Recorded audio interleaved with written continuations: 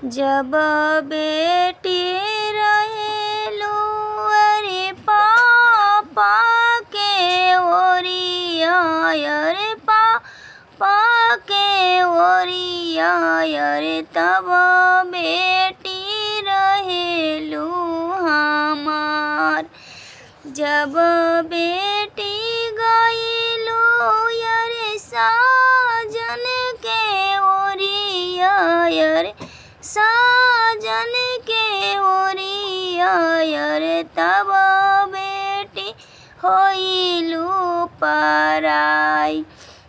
जब बेटी रहेलू चाचा के ओरिया अरे चाचा के ओरिया अरे तब बेटी होइलू हमार।